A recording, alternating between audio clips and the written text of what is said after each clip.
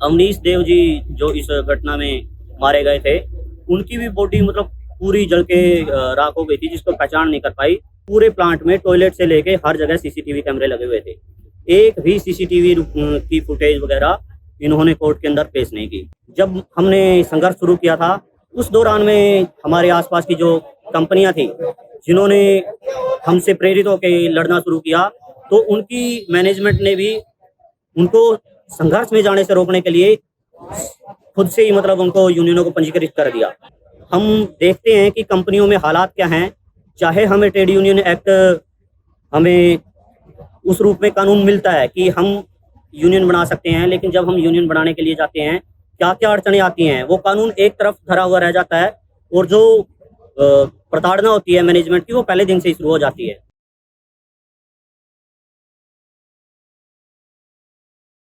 18 जुलाई की घटना को मैनेजमेंट ने एक षड्यंत्रबद्ध तरीके से रचा, सुनियोजित तरीके से रखा, क्योंकि औद्योगिक क्षेत्र के अंदर मारुति सुजुकी वर्कर यूनियन एक ऐसी यूनियन बन के सामने आई थी कि ये जो यूनियन के नेता थे, सिर्फ ट्रेड यूनियन की मांगों को ही नहीं, बल्कि वर्गीय जो मजदूर वर्गीय मांग थी, उनको भी इन्होंने उठाया और इसको दबाने के लिए, कुचलने के लिए मैनेजमेंट ने ये षड्यंत्र रचा। जिस तरीके से ये मुकदमा बनाया गया, हम इसको बिल्कुल फर्जी मुकदमा मानते हैं। जितनी सारी ये धाराएं लगाई गई हैं, उनका सत्यता से कोई लेना देना नहीं है। जिस प्रकार से एफआईआर में इन्होंने दिखाया कि जो 18 जुलाई को रात 12 बजे एफआईआर कराई गई थी कि गुस्साए हुए मजदूर लाठी डंडा बेलचा वगैरह लेके प्लांट में तोड़फोड़ करने लग गए, लेकिन बाद में इसको बदल दिया गया। बाद में जो ये लाठी डंडा वगैरह थे, इनको डोर बीम सोकर में तब्दील कर दिया गया। जो इन्होंने दिखाया कि मैं 18 जुलाई को एचआर के मेजनाइन रूम में आग लगा दी गई।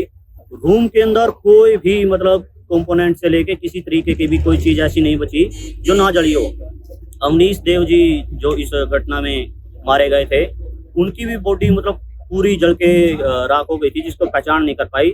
लेकिन ट्रायल के अंदर इन्होंने एक माचिस वहां पे दिखाई कि पूरा रूम जल गया है, सब कुछ चीजें जल गई हैं, लेकिन एक माचिस जिसपे बर्न मार्क भी नहीं है, वो वहां पे रही। हमारा ये भी कहना है कि पूरे प्लांट में टॉयलेट से लेके हर जगह सीसीटीवी कैमरे लगे हुए थे।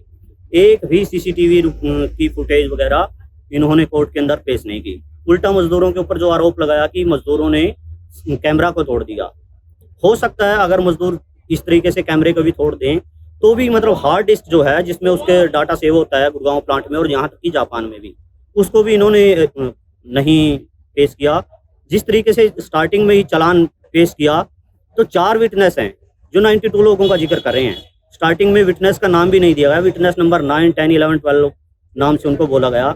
जो विटनेस नंबर 9 बोलता है कि मैंने 20 लोगों को देखा, वो क्या थे, A to G, जिसमें से A, B, C, D, E, F, G में ही नाम होते थे। दूसरा जो विटनेस नंबर 10 है वो G to P, फिर P to S और S to Z। मतलब ऐसा जो भी ये दिखा रहे हैं कि 3500 गुस्साए हुए मजदूर थे और हाथों में हथियार लिए हुए थे, वो मारना चाहते थे।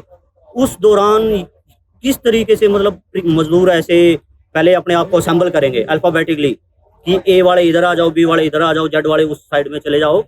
और जब ये ट्रायल भी चला, इन 4 विटनेस में से किसी ने भी एक भी मजदूर को नहीं पहचाना।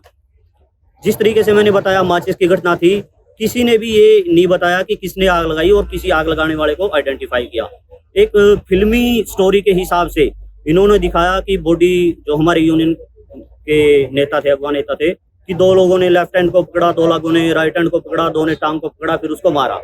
जो मेडिकल रिपोर्ट भी बताती है अवनीश देव जी की, वो ये बताती है कि उनको घुटनों से नीचे चोट थी और इस वजह से वो इधर उधर जा नहीं पाए और किस तरीके से मतलब आग लगी उसके अंदर वो झुलस गए। तो कोई भी मतलब डायरेक्टली 302 या 307 का उस तरीके से लेना देना नहीं है। इसी कारण हम ये बोलते हैं कि ये पूर्ण तरीके से प्री प्लानिंग योजनाबद्ध तरीके से इन जेल में डालने के लिए मजदूरों को किया गया।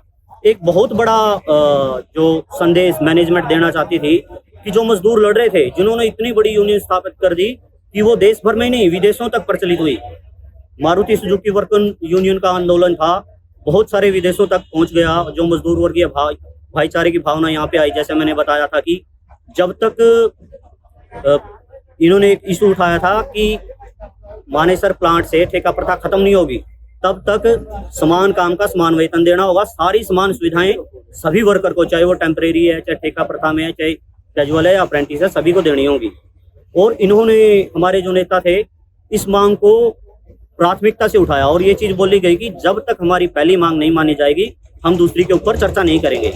इस तरीके की सशक्त यूनियन को तोड़ने के लिए ये योजनाबद्ध तरीके से इनको जेल में डाल दिया गया और फर्जी मुकदमे ठोके गए। हम सभी में और पूरे मजदूर वर्ग में एक खुशी का माहौल है। सभी को इन साथियों की बेल से खुशी है, क्योंकि जिस तरीके से हमने पहले देखा है कि ये कोई पहला वाक़या ऐसा नहीं था कि मारुति के मजदूर ही जेल के अंदर गए हुए। इससे पहले भी जैसे प्री कोल ग्रेजुएनों के मजदूर चले गए थे, जिनको दोहरे आजीवन कारावास की सजाएं मिली गई थी। और जिस तरीके से इनको आज हाई कोर्ट से जमानत मिली है, ये हाई कोर्ट में भी जिस तरीके से बातों को उठाया गया कि कॉज ऑफ डेथ क्या है, क्या इनका डायरेक्ट रिलेशन था मरने वाले व्यक्ति के साथ, उसी आधार पर इनको जमानत दी गई। और कहीं ना कहीं एक लंबे समय तक ये जेल में रहे, उसका भी आधार है। पैरोल के अंदर कोरोना के दौरान जो पैरोल मिली, उसमें इनका जो रवैया रहा शांतिपूर्ण तरीके से, कोई भी मतलब कोई गतिविधि ऐसी नहीं की, तो उच्च न्यायालय ने ये सब देखते हुए इनको जमानत दी है। और पूरे मजदूरों में, मतलब मारुति मजदूरों में उत्साह है। इसके साथ साथ बल्कि हम तो ये कहेंगे कि पूरे मजदूर वर्ग को इससे एक प्रेरणा लेनी चाहिए, क्योंकि हम औद्योगिक मजदूरों से जुड़े भी रहे हैं, खुद औद्योगिक मजदूर भी रहे हैं। हम देखते हैं कि कंपनियों में हालात क्या हैं। चाहे हमें ट्रेड यूनियन एक्ट, हमें उस रूप में कानून मिलता है कि हम यूनियन बना सकते हैं, लेकिन जब हम यूनियन बनाने के लिए जाते हैं क्या क्या अड़चनें आती हैं, वो कानून एक तरफ धरा हुआ रह जाता है और जो प्रताड़ना होती है मैनेजमेंट की, वो पहले दिन से ही शुरू हो जाती है। लगभग जितनी सारी भी इंडस्ट्री है, कंपनियां हैं, उनमें प्राथमिकता से जो यूनियन फाउंडर, जिनको हम बोलते हैं, फाउंडर बॉडी में जो लोग आते हैं, या तो उनको निकाल दिया जाता है या फिर उनको इतना जबरन परेशान कर दिया जाता है कि वो सेल्फ रिजाइन करके चले जाएं। इस तरीके से आज ये हमारे अगवा साथी बाहर हुए हैं। इससे बिल्कुल पूरे मजदूर वर्ग को एक प्रेरणा लेने की जरूरत है और इनका मान सम्मान करने की जरूरत है। क्या आपको लगता है कि जो आंदोलन मजदूर मारुति सुजुकी वर्कर्स यूनियन का जो आंदोलन था, यूनियन तो इस्टेब्लिश हो गई, जो था कि ठेका प्रथा खत्म कर दिया जाए, समान काम का समान वेतन दिया जाए, क्या ये सब मांगे मानी गई? 10 साल में क्या हासिल हुआ? ये आप जिस तरीके से मारुति सुजुकी वर्कर यूनियन ने उठाया था कि प्लांट से ठेका प्रथा खत्म हो, समान काम का समान वेतन हो, और इसी मुद्दे के चलते उनको जेल में डाल दिया गया। आगे इनके जेल में जाने के बाद प्लांट के अंदर वर्क कमेटी बना दी गई। कहीं ना कहीं मैनेजमेंट ने ये दिखाने के लिए कि हमने प्लांट के अंदर से ठेका प्रथा खत्म कर दी है, मैनेजमेंट ने डायरेक्ट से मजदूरों को हायर करना शुरू कर दिया। चाहे हम इसको ये माने कि ठेका प्रथा खत्म कर दी, लेकिन जो पूंजीपति सोचते हैं, जो प्रबंधन सोचता है, वो एक कदम आगे की रणनीति लेके आए। इन्होंने 7 महीने के लिए टेम्परेरी वर्कर को हायर करना शुरू कर दिया, जो कि ठेके प्रथा से भी भयानक है। आज हम ये कह सकते हैं कि कहीं ना कहीं जब ठेका प्रथा चलती थी, उसके अंदर एक मजदूर कम से कम 5-10 साल नौकरी कर जाता था। उसके पास एक राइट होता था कि कभी ना कभी 240 दिन पूरे करने के बाद वो एक स्थायी मजदूर का दावा डाल सकता है। लेकिन जिस तरीके से ये टेम्परेरी वर्कमैन इन्होंने खुद से हायर करना शुरू कर दिया है, वो और भी खतरनाक है। उससे मतलब उसके अधिकार को ही छीन लिया गया है।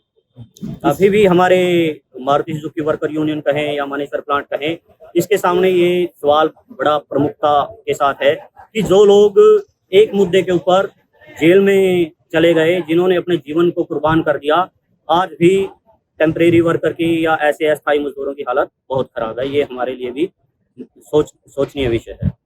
आगे क्या देखते हैं कि जिस तरीके से एकजुटता दिखाई यूनियन ने, उन जो मजदूर साथी थे जो जेल में गए, उनकी कानूनी लड़ाई लड़ी, उनके परिवारों को आर्थिक मदद दी, यहाँ तक कि किसान आंदोलन में भी बहुत जो भी थोड़ी बहुत भूमिका वो निभाई है। क्या देखते हैं कि इसका, जिस तरीके से ये पूरा संघर्ष लड़ा गया, साथियों के जेल में जाने के बाद बाहर प्रोविजनल कमेटी बनी, उसकी अगुवाई में आंदोलन चला, फिर प्लांट के अंदर भी 2014 में यूनियन चुन के आई, यूनियन ने इस लड़ाई को अपने हाथों में लिया। पूरे जो जेल में परिवार थे, उनकी हर तरीके की सुख सुविधाओं का ख्याल रखा गया। उससे एक सकारात्मक उदाहरण समाज के अंदर पेश किया गया है। और जिस तरीके से ये लड़ाई लड़ी गई, कहीं ना कहीं जो प्लांट के अंदर कार्यरत मजदूर हैं, उनको बहुत सुविधाएं मिली। पहले लैट्रिन बाथरूम जाने के लिए भी पाबंदी थी। उसके बाद यहाँ पे रिलीविंग सिस्टम शुरू कर दिया गया। 20-20 मिनट तक प्रत्येक मजदूर को हक के रूप में दिया गया। जब हम यहाँ प्लांट के अंदर कार्य करते थे तो लगभग 16-17 हज़ार रुपये हमारी सैलरी थी। आज 1 लाख के आसपास सैलरी है। कोई भी ऐसा, जैसे हम यहाँ झंडे के नीचे अपना स्थापना दिवस मना रहे हैं, पहले 2 साल के अंदर 2013-14 में ये सब बंद कर दिया गया था। एक आंदोलन का और इस लड़ाई का ये बिल्कुल हम सकारात्मक पहल मान सकते हैं।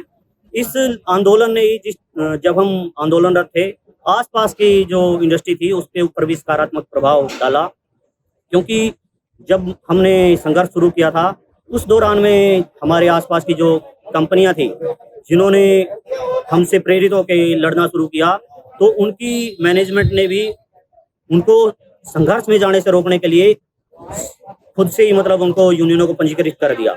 ये एक बहुत बड़ी अच्छी पहल थी। लेकिन जिस तरीके से साथी इतने साल जेल में रहे, कुछ न कुछ मजदूर वर्ग की कमजोरियां रही कि उसको उस रूप में संजो नहीं पाए। ट्रेड यूनियन और इंडिपेंडेंट जो यूनियनें थी उस रूप में इस लड़ाई को मुकाम तक नहीं पहुंच पाए। उसका बिल्कुल नकारात्मक असर इस पूरे औद्योगिक क्षेत्र पे पड़ा है। बहुत सारी यूनियनें यहाँ से कंपनियां पलायन करके चली गई। किसी ने, बहुत सारी ऐसी कंपनियां थी जिन्होंने अपना प्रोडक्शन शिफ्ट कर लिया। क्लोजर, पार्सल क्लोजर के नाम पे 8 कंपनियां पूरे औद्योगिक क्षेत्र से चली गई। और आज हम जब इन साथियों की ये जमानत हुई है, इसमें भी एक संदेश देना चाहते हैं कि मजदूर वर्ग को इसको एक संदेश के रूप में लेना चाहिए कि 10 साल सजा भुगतने के बाद भी, कई सारे साथियों को खो देने के बाद भी आज भी मजदूर डटे हुए हैं। मजदूर वर्ग से ये साथी गद्दारी करके गए नहीं हैं।